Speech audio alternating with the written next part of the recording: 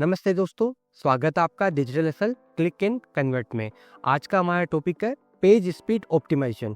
Last वाली video में हमने देखा था कि मोबाइल फ्रेंडली टेस्ट आपकी वेबसाइट के लिए कितना इंपॉर्टेंट है। उसमें भी हमने थोड़ा बहुत पेज स्पीड का पार्ट कवर किया था, लेकिन आज इस वीडियो के अंदर हम डिटेल में जानेंगे कि आप अपने वेबसाइट की पेज स्पीड को कैसे इम्प्रूव कर सकते हैं। तो चलिए शुरू करते हैं।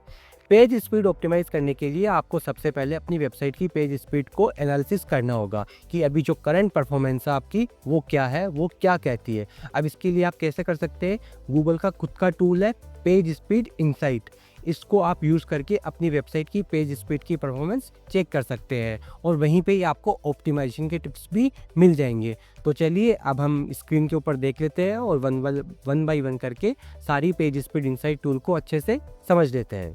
जैसे ही आपको ये मेरी स्क्रीन दिख रही होगी, यहाँ पे हम पेज स्पीड web.dev के ऊपर आ चुके हैं। यहाँ पे मेरी वेबसाइट का मैं URL कॉपी कर लेता हूँ। कॉपी करने के बाद में मैं URL को यहाँ पे एनालिसिस करने के लिए पेस्ट कर देता हूँ। ये थोड़ा सा 2 से 5 मिनट का कभी कभी टाइम ले सकता है, कभी कभी ये जल्दी आपको इन्फॉर्मेशन लोड कर देता है। अब यहाँ पे आप देख पाएंगे आपको 2 टैब दिखाई दे रही है, मोबाइल और डेस्कटॉप। आपको दोनों को ऑप्टिमाइज़ करना है, दोनों में देखना है। जैसे कि आप देख पा रहे हैं कि इस वेबसाइट का CWA स्कोर जो है वो फेल्ड आ रहा है मोबाइल में।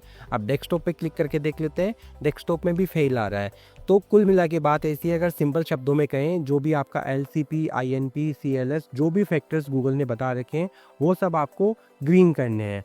अब इनका क्या मतलब होता है उसको भी हम वन बाय वन करके समझेंगे। LCP यहाँ पे लार्जेस्ट कंटेंट पेनफुल, ये टर्म क्या कहती है कि जो आपका पेज है वो लोड होने में कितना टाइम ले रहा है। जो फर्स्ट यूज़र के साथ में इंटरेक्शन हो रहा है उसको टाइम होने में 5.4 सेकेंड ले रहा है। अब उसके बाद में अगर आप देखेंगे नीचे नीचे, ये जो डेटा मुझे दिखा रहा है लास्ट 28 डेज़ का डेटा दिखा रहा है।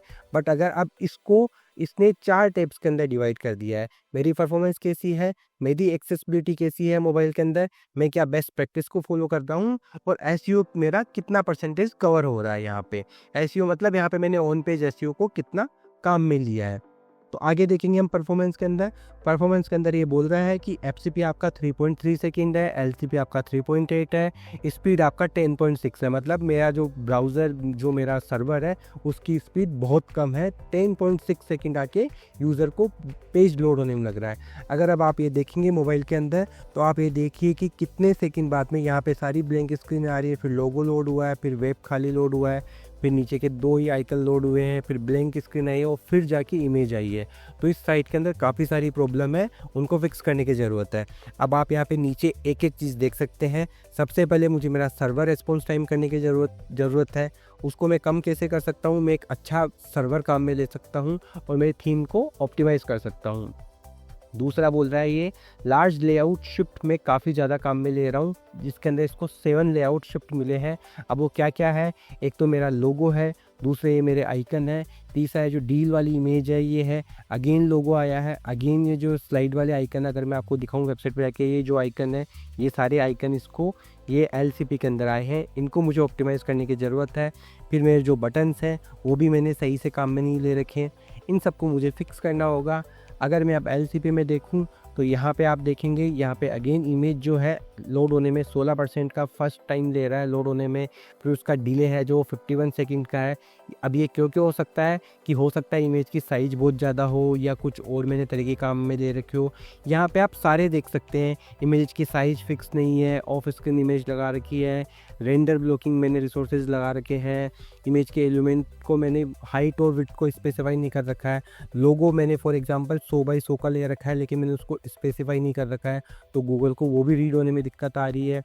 उसके बाद में आप एक्सेसिबिलिटी के अंदर देखेंगे तो ये बता देगा कि यूज़र स्केलेबल मैंने नो कर रखा है, व्यू पोर्ट मैंने लगा रखा है, उसकी मैक्सिमम स्केल दे रखी है क्या, बैकग्राउंड और फोरग्राउंड कलर का मैंने रेशो नहीं बता रखा है। अगर ये बताऊंगा तो यूज़र को मोबाइल के अंदर टैप टारगेट में दिक्कत नहीं आएगी। इसके अलावा हम आगे और चलें, आगे हम वन बाय वन करके सारे इशू एक एक करके देख लेते हैं। जैसे जैसे हम इशू देखते जा रहे हैं आपको स्क्रीन पे समझ में आ रहा होगा कि क्या क्या जो ये लिंक्स वाले ट्रोलेबल नहीं है उनके नाम नहीं है, हेडिंग को मैंने सीक्वेंस में नहीं लगा रखा है। जो हमने पहले देखा था कि हमको सबसे पहले H1 देना है, फिर H2 देना है, यहाँ पे आप देखिए सबसे पहले ही आपको H6 दिख गया, तो ये हेडिंग का स्ट्रक्चर ऑप्टिमाइज़ नहीं है।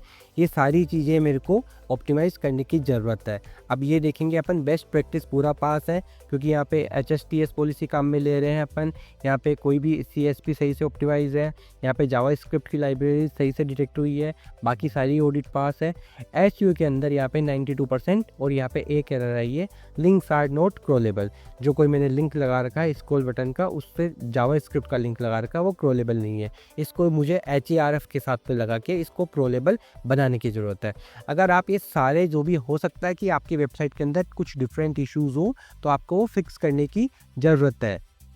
अगर आप एक डेवलपर नहीं है और फिर भी अगर आपको अपनी वेबसाइट को पेज स्पीड के थ्रू ऑप्टिमाइज़ करना चाहते हैं, तो इसके कुछ यहाँ पे सॉल्यूशंस है। सबसे पहला सॉल्यूशंस है, आप जो हेवी इमेजेस है उनको अवॉइड करिए। आप वेब फॉर्मेट की इमेजेस अपने पेज के अंदर काम में लीजिए।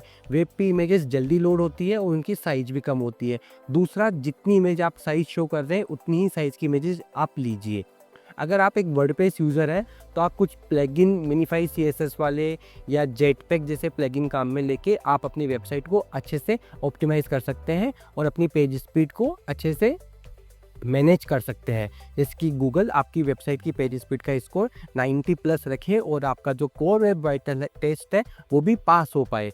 इन सब चीज़ों को आप और कहाँ देख सकते हैं कि आपके क्या क्या इशू आ रहे हैं, इनके लिए आप अपने वेबसाइट के वेब मास्टर के अंदर भी देख सकते हैं। तो चलिए एक बार वेब मास्टर की रिपोर्ट भी हम देख लेते हैं। इसके लिए मुझे मेरे वेब मास्टर अकाउंट पे आना होगा। वेब मास्टर अकाउंट पे आने के लिए मैं सबसे पहले साइन इन कर लेता हूँ। साइन इन सर्च कंसोल पे आने के बाद में आप देख पाएंगे कि आपको यहाँ से अपनी वेबसाइट चूज़ करनी है। मैंने वही वेबसाइट चूज़ कर ली है जो वेबसाइट अभी अपन ने पेज स्पीड टूल के ऊपर देखी थी। यहाँ पे आने के बाद में इंडेक्सिंग के नीचे जो आप एक्सपीरियंस देख रहे हैं कोर वेब वाइटल का, यहाँ के ऊपर आपको दिख जाएगा कि कितने मोबाइल के अंदर कितने URL पुअर आ रहे हैं और कितने गुड हैं। डेस्कटॉप के अंदर मेरे कितने URLs में इम्प्रूवमेंट की ज़रूरत है और कितने पुअर है। फॉर एग्जांपल मैं यहाँ पे ओपन रिपोर्ट पे क्लिक करता हूँ तो मैं देख पाऊँगा कि मेरा जो 4 सेकंड LCP है वो कितने URL में है और 2.5 LCP कितने URLs के अंदर है। ये डेटा को भी मैं ऑप्टिमाइज़ करके मेरा जो पेज स्पीड स्कोर है उसको इम्प्रूव कर सकता हूँ। और हाँ, अगर आप एक मोबाइल यूज़र हैं और आपकी वेबसाइट पे मोबाइल यूज़र ज़्यादा आते हैं, तो आप जो PWA ऐप का यूज़ कर सकते हैं या AMP पेजेस को अपनी वेबसाइट के अंदर सेटअप कर सकते हैं। ये पेजेस फास्ट लोड होते हैं और आपकी वेबसाइट के यूज़र को बाहर जाने से रोकते हैं, जिससे आपकी स्पीड इम्प्रूव रहती है। आशा करता हूँ दोस्तों आपको आज का वीडियो पेज स्पीड के ऊपर पसंद आया होगा और कुछ टिप्स यहाँ पे आपको सीखने को मिली होगी पेज स्पीड टूल के लिए, जिससे आप अपनी वेबसाइट को अच्छे से ऑप्टिमाइज़ कर सकते हैं। अगर आपको वीडियो पसंद आई हो तो वीडियो को लाइक करें, कमेंट करें और अपना फीडबैक ज़रूर शेयर करें। तब तक के लिए hustle smart, click hard, convert fast. Thank you.